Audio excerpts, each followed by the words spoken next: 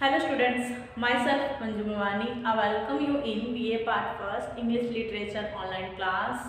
In our class, we are discussing about literary terms. In our previous video, we are discussing many literary terms like simile, metaphor, personification और etc. जिसमें हमने देखा था जो simile है वो क्या होती है, एक तरीके का कंपैरिजन होता है, मेटाफर भी एक कंपैरिजन होता है, लेकिन दोनों के अंदर हमने डिस्कस किया था कि क्या डिफरेंस होता है। जो सिमिली है वो एज लाइक सो जो वर्ड है उसको यूज करके की जाती है, और मेटाफर में डायरेक्ट ही क्या किया जाता है, कंपैरिजन किया जाता है। उसके बाद हमने पर्सोनिफिकेशन को डिस्कस किया था। इन दिस टर्म पर्सोनिफिकेशन, जैसे कि इसके नाम से ही हमें पता चल रहा है पर्सन और फिकेशन, मतलब पर्सन को फिकेशन करना, पर्सन को कल्पना करना कि किसी अब्स्ट्रैक्ट नाउन को जब लिविंग थिंग की तरह जब उसे ट्रीट किया जाए तो क्या होता है, पर्सोनिफिकेशन होता है। एक नॉन लिविंग थिंग को, एक नॉन लिविंग थिंग तो नहीं कह सकते, जैसे कि किसी जानवर को भी हम क्या है किसी पर्सन की तरह, मतलब कि किसी आदमी की तरह हम उसको ट्रीट करें तो वो क्या होगा, पर्सोनिफिकेशन होगा। आपने पंचतंत्र की कहानियाँ देखी होंगी, अपने कार्टून देखे होंगे, तो वो सब भी क्या है एक तरीके से पर्सोनिफिकेशन का ही एग्जाम्पल हम कह सकते हैं, क्योंकि उसमें क्या होता है जो डॉग कैट होते हैं, चाहे वो माउस हो, किसी तरह भी कार्टून्स होते हैं, वो क्या है बोलते हैं और ह्यूमन बीइंग की तरह ही क्या वो करते हैं, एक्टिविटी करते हैं। तो वो क्या होता है, पर्सोनिफिकेशन होता है कि उसमें क्या है एक नॉन ह्यूमन थिंग को, मतलब कि एक अमानवीय चीज को क्या है, जब हम ह्यूमन बीइंग की जब कैरेक्टरिस्टिक्स उसको दे देते हैं तब क्या होता है, पर्सोनिफिकेशन होता है। इसके बाद हमने देखा था सिमिली, मेटाफर और पर्सोनिफिकेशन। उसके बाद हमने एक और भी यहाँ पर जो है आपकी लिटरेरी डिवाइस जो है उसे डिस्कस किया था। तो बात करते हैं हमारी आज की डिवाइस के बारे में। जो आज की जो डिवाइस है उसकी थोड़ी स्पेलिंग देखो आप, ONOMOTAPOEI। तो इसकी जो स्पेलिंग है वो थोड़ी बड़ी भी है और थोड़ा बोलने में भी आपको क्या है, हार्ड लगेगा। एक्चुअली हार्ड लगना ही है क्योंकि स्पेलिंग में थोड़ा सा है इसी तरीके की। तो रीड करके देखते हैं। ONO से बनेगा ओनो, MO से मो, TAP और पोया। तो क्या नाम बनेगा इसका, ओनोमोटोपिया, ओनोमोटोपिया। तो ये है हमारी आज की जो लिटरेरी टर्म जिसको हम डिस्कस करने वाले हैं, ओनोमोटोपिया। तो पहले क्या है, आप इसका एक स्क्रीनशॉट ले, then after we will start our class. फिर हम अपनी जो क्लास है उसको आगे कंटिन्यू करते हैं। Okay, take a screenshot. Okay, now start our class. First of all we will read the matter and then after we will explain it. Onomatopoeia is a Greek word meaning the sound effect. Onomatopoeia imitates the natural sounds of a thing. It creates a sound effect that mimics the thing described, making the description more expressive and interesting. For example, the gushing stream flows in the forest is more meaningful description than just saying the stream flows in the forest. The reader is dreamed to hear the sound of gushing stream, which makes expression more effective. Onomatopoeia gives rhythm to the text. This makes descriptions lively and more interesting, appealing directly to the sense of the reader. जो हम पहले इसको हिंदी में देखते हैं, जो onomatopoeia है उसको मैं शॉर्ट में आपको बताना चाहूँ तो क्या होता है, ये एक तरीके का साउंड होता है, एक तरीके का साउंड होता है जिससे क्या है हमें वो आवाज़, जैसे हम कोई रीड करते हैं तो हमें वो आवाज़ क्या है महसूस होने लग जाती है। एग्जाम्पल के लिए जैसे कि हम बात करते हैं ना कि नदियाँ बह रही थी कल कल, हिंदी में देखें तो नदियाँ बह रही थी कल कल, तो हमारे सामने क्या है एक पिक्चर आ जाती है कि जो नदी का पानी है वो कैसे बह रहा है, कल कल करके वो बह रहा है, वो नदी का पानी क्या है कल कल करते हुए जो है वो फ्लो कर रहा है। तो ये होता है ओनोमोटोपिया। ओनोमेटोपिया मतलब कि क्या है, ऐसे साउंड का यूज़ करना जो क्या है डिस्क्रिप्शन को बहुत ही ज़्यादा इंटरेस्टिंग बना देता है। एक तो हम सीधा ही कहें कि नदी बह रही है, और एक हम बात करें कि नदी कलकल बह रही है, तो नॉर्मल सी बात है, जो कलकल वाली नदी जो बह रही है वो ज़्यादा इफेक्टफुल होगी, ज़्यादा इंटरेस्टिंग होगा, और रीडर के जो माइंड में क्या है एक पिक्चर है वो क्या हो जाएगी, डिस्क्राइब हो जाएगी, पिक्चर बन जाएगी कि जो नदी है वो उसका पानी जो है वो कैसे बह रहा है, और थोड़ा इंटरेस्टिंग लगेगा कि हमें क्या इमेजिनेशन जो हमारी होगी वो बेटर हो जाएगी then the simple way of saying. मतलब सिंपल वे में हम जो बात करते हैं तो क्या होता है, हमारी बात ज़्यादा जो मीनिंगफुल भी नहीं लगती है, इंटरेस्टिंग भी नहीं लगती है, और फैक्टफुल भी नहीं लगती है। लेकिन जब हम किसी बात को क्या है उसको बहुत ही ज़्यादा हम टर्म्स यूज़ करके बोलते हैं, जैसे कि हमने पिछली वीडियो में बात की थी कि जब लिटरेरी टर्म को हम किसी भी अपनी पोइट्री में, किसी राइटिंग में जब हम उसे ऐड कर देते हैं तो वो क्या हो जाता है, उसका जो व्यू है, मतलब कि जो हमारी राइटिंग का जो व्यू है वो तो इंटरेस्टिंग होता ही है, उसी के साथ साथ उसके जो मीनिंग है वो क्या है रीडर को अंडरस्टैंड करने के लिए बहुत ही इजी रहता है। जो रीडर है वो उसको अच्छे से ऑब्जर्व कर पाता है कि जो पोइट्री है वो किस बारे में है। अब जैसे कि आप पोइट्री है, सीधी सीधी लाइनें, उसमें कोई लिटरेरी टर्म नहीं है, आप उसको रीड करोगे तो वो क्या लगेगा आपको, एक ऐसे लगेगा या आपको बोर कर देगा। भाई क्या है, अब आप सॉन्ग सुनते हो तो सॉन्ग में क्या होता है कि उसमें भी सिमिली मेटाफर का यूज़ किया जाता है। कई तरीके के सॉन्ग सुनते हैं कि उसमें क्या है किसी की ब्यूटी को डिफाइन किया जाता है, किसी जैसे मेरे देश की धरती सोना उगले उगले हीरे मोती, तो अब यहाँ पर क्या है कि देश की धरती सच्ची में थोड़ी सोना और वो हीरे मोती उगलेगी, लेकिन क्या है कि उसका अच्छे से बताने के लिए उसमें क्या है हमने कुछ वर्ड यूज़ करते हैं, तो वो आते हैं हमारे लिटरेचर। उसी तरीके से जो हमारी ओनोमेटोपिया है उसमें क्या होता है कि ऐसे साउंड ऐड किए जाते हैं जिससे क्या है हमारे सामने पिक्चर आती है एक, मतलब जिससे सामने हमारी इमेजिनेशन होती है, जो इमेजिनेशन होती है वो बेटर तरीके से हम कर सकते हैं। जो रीडर होते हैं उसके माइंड में क्या है उसकी पिक्चर अच्छे से बन जाती है। तो ये था short brief introduction of onomatopoeia का। अब हम इसे रीड करते हैं। Onomatopoeia is a Greek word. जो ओनोमेटोपिया वर्ड है वो कहाँ से लिया गया है, ग्रीक वर्ड से लिया गया है जिसका मीनिंग होता है द साउंड। ओनोमेटोपिया क्या है, एक ग्रीक वर्ड है जो कहाँ से है, ग्रीक से है, और इसका मीनिंग क्या होता है द साउंड। आपको मीनिंग जरूर याद रखने हैं। ओनोमेटोपिया का मीन्स क्या होता है the sound. Onomatopoeia imitates the natural sound of a thing. जो ओनोमेटोपिया है वो क्या करता है, इमिटेट्स मतलब कि बनाता है, क्या बनाता है, एक नेचुरल साउंड बनाता है किसी भी चीज का। किसी भी चीज का जब नेचुरल साउंड बनाना हो तो किस टर्म का यूज किया जाता है, ओनोमेटोपिया का यूज किया जाता है। जैसे कि हमने एग्जांपल देखा आपके नदी कलकल पानी। अब हमें पता ही है जो पानी है वो कलकल की आवाज है, क्योंकि हमारे क्या है माइंड में ऐसी पिक्चर बनी ही हुई है। हमने स्टार्टिंग से रीड यही किया है कि पानी है वो कलकल की आवाज में बहता है, तो हमारे सामने क्या हो जाता है कि नेचुरल जो है वो साउंड बन जाता है कि नदी बह रही है तो उसका आवाज है वो क्या रहेगी, कलकल। अब जैसे कि मैं कहती हूँ आपको कि आपने कलकल की आवाज सुनी, अब आपको पता है कि जो कलकल की आवाज है वो किसकी होती है, एक रिवर की होती है, एक नदी के पानी मतलब पानी की होती है।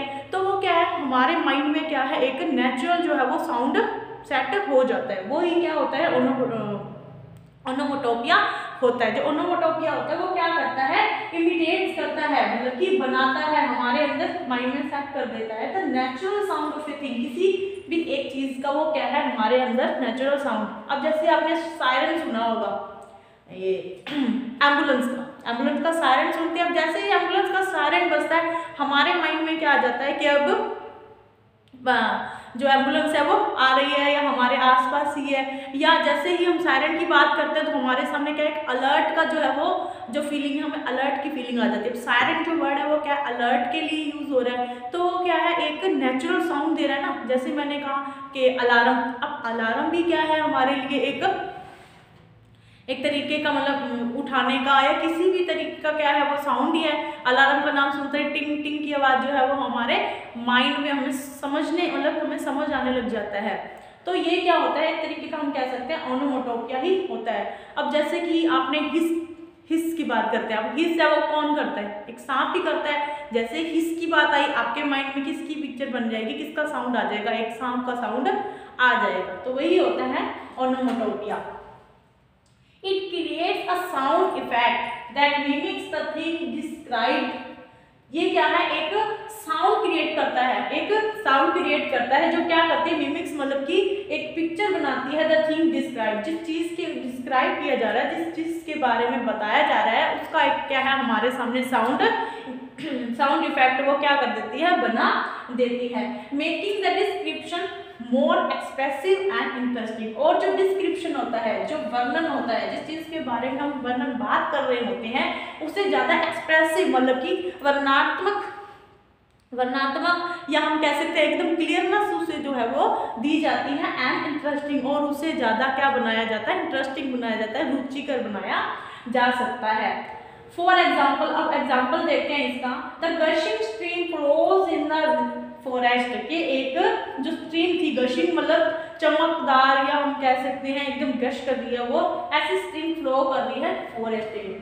Is more meaningful description than just saying the stream flows in the forest. वही बात है कि नदी है वो कल कल करके बह रही है, और एक हम बात उससे ज्यादा अच्छा है कि हम नॉर्मली बोल रहे हैं कि एक नदी बह रही है। यहाँ पर क्या है, देखो जो गशिंग है, अब ये गशिंग स्ट्रीम है तो आपके सामने क्या पिक्चर बनेगी एक स्ट्रीम की, एक धारा की, कि वो क्या है, गश कर रही है, एक बहती हुई एकदम फुल स्पीड में बहती हुई जो धारा है वो आपके साइड माइंड में सेट हो जाती है। The reader is drawn to hear the sound of a gushing stream. यहाँ पर क्या है, जो रीडर है मतलब हम ही हैं रीडर, वो क्या है ड्रॉन कर लेता है, ड्रॉ कर लेता है पिक्चर अपने दिमाग में वो बना लेता है। To hear the sound of gushing मतलब क्या है, उसके माइंड में साउंड आने लग जाता है, गशिंग का बहती हुई धारा का, बहती हुई नदी का भी कह सकते हैं। Which makes expressions more effective. अब यहाँ पर जो हाव भाव है उससे ज्यादा इफेक्टिव बना देती हैं। Onomatopoeia gives the rhythm to the text. अब रिदम जैसे ही अब ये गैशिंग जो थी मतलब कि इस तरीके की जब वर्ड हम यूज करते हैं ओनोमोटोपिया में तो हमारे सामने क्या होता है, एक तरीके की रिदम तैयार हो जाती है। उससे क्या है हमें पता लग जाता है सॉन्ग है, सॉन्ग में एक तो हम नॉर्मल सी बात बोलेंगे तो वो क्या एक पार्ट की तरह बोली जाएगी, लेकिन जब हम उसमें ओनोमोटोपिया का यूज कर लेते हैं, उसमें वर्ड्स डाल लेते हैं जो क्या है हमारे सामने एक लिविंग जो है वो पिक्चर लेकर आती है, तो क्या है एक रिदम हमारे सामने तैयार हो जाती है। और किसके थ्रू होती है तैयार, वो ओनोमोटोपिया की through. This makes description livelier. वो क्या है एक डिस्क्रिप्शन मतलब वर्णन को क्या बना देती है, लिविलर मतलब कि उसको जीवित बना देती है। जीवित मतलब उसमें क्या है हमें उसको लिविंग थिंग की तरह एक सजीव चित्रण बोलते हैं ना, हाँ जिसको सजीव चित्रण वो हमारे सामने लेकर आती है। एंड मोर इंटरेस्टिंग, और बहुत ही ज़्यादा हमारे लिए क्या बना देती है, उसको इंटरेस्टिंग बना देती है, बहुत ज़्यादा हमारे लिए रुचिकर बना देती है। Appealing directly to the sense of the river. और ये डायरेक्टली जो है वो हम अपील करती है, डायरेक्टली कहाँ पर इफेक्ट डालती है, हमारे सेंस के ऊपर, हमारे सोचने की जो शक्ति होती है उसके ऊपर ये इफेक्ट डालती है। जैसे कि आपने हिस की आवाज़ चहचहाहट, मैंने वर्ड बोला जैसे ही चहचहाहट, तो आपके माइंड में हो गया चहचहाहट कौन करते हैं, बर्ड्स करते हैं, तो ये भी क्या है ओनोमोटोपिया का ही एक एग्जाम्पल है। उसी तरीके से हमने देखा कि गैसिंग स्ट्रीम मतलब कि एक बहती हुई धारा, एक चमकती हुई धारा जो मतलब नदी है वो बह रही है। तो ऐसे वर्ड्स जो क्या है हमारे सामने एक लिविलर डिस्क्रिप्शन लेकर आए, एक सजीव चित्रण लेकर आए, वो किसके मीनिंग वो क्या है ओनोमोटोपिया ही है। एक बार फिर से देखते हैं, onomatopoeia is a Greek word meaning to sound. Onomatopoeia क्या है, एक ग्रीक वर्ड है, ग्रीक से आया हुआ वर्ड है जिसका मीनिंग क्या होता है, the sound. Onomatopoeia imitates the natural sound of a thing. जो ओनोमोटोपिया है वो इमिटेट्स करता है, बनाता है, हमारे सामने लेकर आता है किसी भी चीज का नेचुरल साउंड। उसका क्या है, हम नेचुरल सीखे वो साउंड क्या है उसी के ऊपर सेट हुआ होता है। It creates a sound effect that mimics the thing describe, making the description more expressive and interesting. ये क्या है, मिमिक्स द थिंग मतलब कि किसी चीज का जो डिस्क्राइब्ड है, जो चीज जिसके बारे में डिस्क्रिप्शन दिया हुआ है उसको बहुत ही ज्यादा क्या बनाती है, डिस्क्रिप्शन को एक्सप्रेसिव ज़्यादा वर्णनात्मक बनाती है और उसको इंटरेस्टिंग मतलब कि रुचिकर बनाती है। इसके बाद हमने एग्जाम्पल देखा the crushing stream flows in the forest, कि एक चमकती हुई जो धारा है, एक कल बहती हुई कल करती हुई जो धारा है वो बह रही है। अब इस बात को हम सीधे ही बोल सकते थे कि एक स्ट्रीम फ्लोज के एक धारा बह रही है तो बह रही है, कोई इफेक्ट नहीं पड़ता। लेकिन जब हम उसकी खूबी सी बताकर या उसके बारे में थोड़ा और ज़्यादा ऐड कर जब हम बात करते हैं तो वो क्या है, हमारी बात ज़्यादा इफेक्टफुल होती है। अब यहाँ पर जो रीडर है वो क्या है, ड्रोन कर रहा है, हियर द साउंड, वो क्या है, उसे ड्रोन हो रहा है और वो साउंड को हियर कर पा रहा है, सुन पा रहा है। किसके साउंड को, एक गशिंग स्ट्रीम के साउंड को वो सुन पा रहा है। जब हम रीड करते थे गशिंग स्ट्रीम फ्लोज के कोयल की कूक, अब मैंने जैसे बोला कोयल की कूक, तो आपके माइंड में अपने आप ही क्या होता है, एक कोयल होती है और वो क्या होती है, कूकती होती है, मतलब कोयल गा रही है। तो उसी तरीके से जो क्या होता है वो हियर द साउंड, हमें क्या है, साउंड को सुनने लग जाता है। A gushing stream which makes expression more effective. अब यहाँ पर जो गशिंग स्ट्रीम वर्ड है वो क्या है, इस डिस्क्रिप्शन को ज़्यादा इफेक्टफुल बनाता है। अब जैसे ही मंदिर के घंटे की आवाज़ या मंदिर की घंटी हम पढ़ते हैं तो हमारे सामने क्या है, हमारे माइंड में एकदम से वो मंदिर की जो घंटा बजता है उसकी आवाज़ हमारे माइंड में दिखाने लग जाती है। स्कूल बेल का नाम सुनते ही हमारे माइंड में आ जाता है कि हाँ छुट्टी हो गई और स्कूल बेल जो है वो हमारे माइंड में मतलब सुनने, हम फील करने लग जाते हैं। इसके बाद हम आगे का मैटर देखते हैं। अब हम डिस्कस करते हैं इसके एग्जाम्पल के बारे में। पहले हम इसके कॉमन एग्जाम्पल देखेंगे ओनोमोटोपिया के, then after we will discuss the literature, और उसके बाद हम एग्जाम्पल देखेंगे लिटरेचर के। The buzzing bee flow away. अब बजिंग का आवाज सुनकर ही आपके क्या माइंड में आता है कि बी मतलब मक्खी, बजिंग के मतलब बिनबिनाहट, के बिनबिनाती हुई जो मक्खियां थी वो दूर चली गई। तो आपके माइंड में क्या है, बजिंग का जो साउंड है वो सुनने हमें क्या है, महसूस, हम उसको फील कर जाते हैं कि बजिंग मतलब बिनबिनाहट, और बजिंग जो है वो किसका साउंड है, बीज का ही।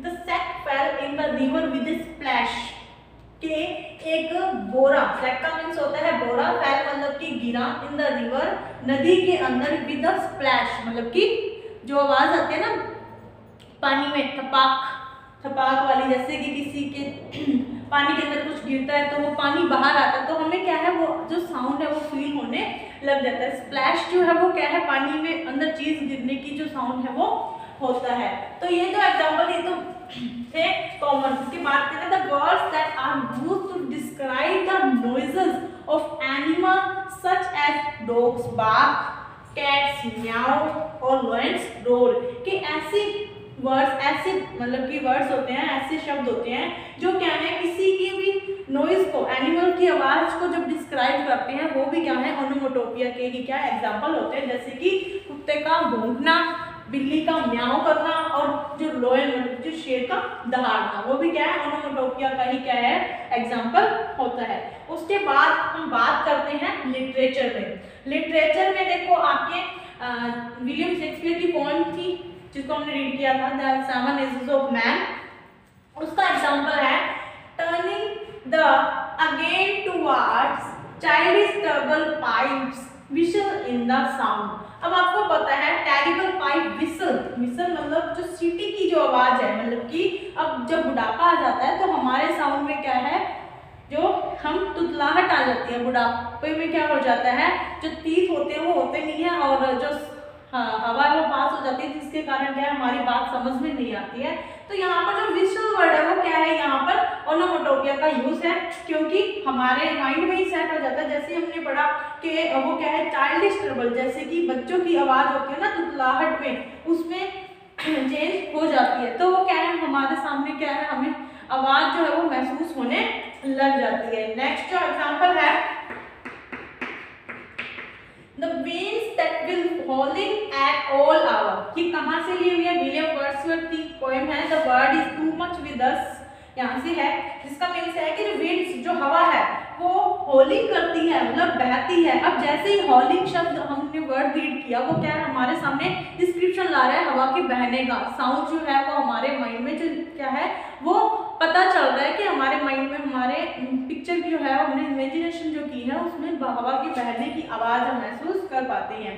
इसके बाद आपका एक वन एक्ट प्ले है ब्रिटिश क्रांति का जिसका नाम है रिफंड। उसमें भी एक लाइन आती है he ranks for the servant, he rings for the servant, के उसने सर्वेंट मतलब कि एक नौकर के लिए रिंग्स किया, बैल बजाई। अब आपके सामने क्या है वो ट्रिंग ट्रिंग की आवाज जो है वो हम महसूस कर पाते हैं। तो जब कुछ ऐसे वर्ड जो किसी साउंड को क्या करें, डिस्क्राइब करें और मोर इफेक्टिव बनाएं उस लाइन को, तो वो किसके एग्जाम्पल होते हैं, ओनोमोटोपिया के एग्जाम्पल होते हैं। तो आज का हमारा जो लेक्चर है वो यहीं पर खत्म होता है। आप इसका भी स्क्रीनशॉट ले लें और जो अगली हमारी वीडियो होगी उसमें हम नया जो हमारा टॉपिक होगा उसको डिस्कस करेंगे। तब तक आप घर पर रहिए, सुरक्षित रहिए, पढ़ते रहिए, नोट्स बनाते रहिए। Thank you.